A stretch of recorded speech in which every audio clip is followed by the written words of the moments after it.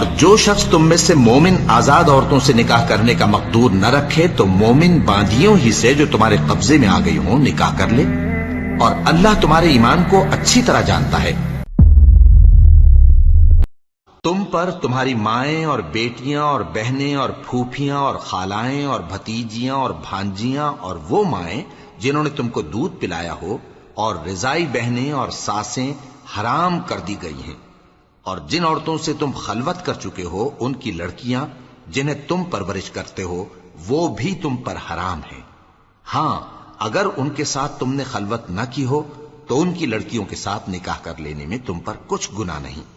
اور تمہارے صلبی بیٹوں کی عورتیں بھی اور دو بہنوں کا اکٹھا کرنا بھی حرام ہے، مگر جو ہو چکا سو ہو چکا، بے شک اللہ بخشنے والا ہے،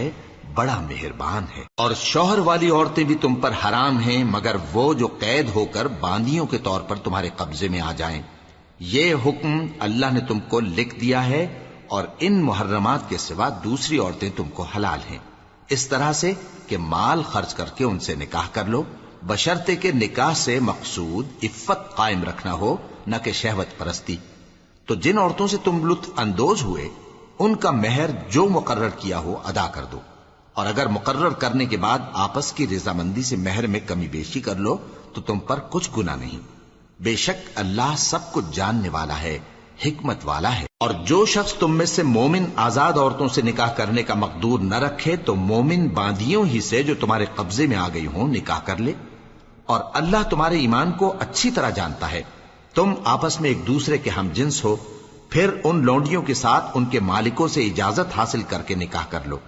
اور دستور کے مطابق ان کا مہر بھی ادا کر دو، بشرطے کہ وہ پاک دامن ہوں، نہ ایسی کہ کھلم کھلا بدکاری کریں اور نہ درپردہ دوستی کرنا چاہیں۔ پھر اگر وہ نکاح میں آ کر بدکاری کا ارتکاب کر بیٹھیں تو جو سزا آزاد عورتوں کے لیے ہے اس کی آدھی ان کو دی جائے۔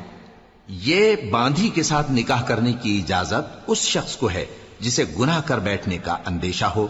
اور یہ بات کہ صبر کرو تمہارے لیے بہتر ہے، اور اللہ بخشنے والا ہے، مہربان ہے۔ اللہ چاہتا ہے کہ اپنی آیتیں تم سے کھول کھول کر بیان فرمائے اور تم کو اگلے لوگوں کے طریقے بتائے اور تم پر مہربانی کرے، اور اللہ جاننے والا ہے، حکمت والا ہے۔ اور اللہ تو چاہتا ہے کہ تم پر مہربانی کرے، اور جو لوگ اپنی خواہشوں کے پیچھے چلتے ہیں وہ چاہتے ہیں کہ تم سیدھے رستے سے بھٹک کر دور جا پڑو۔ اللہ چاہتا ہے کہ تم پر سے بوجھ ہلکا کرے، اور انسان طبعاً کمزور پیدا ہوا ہے۔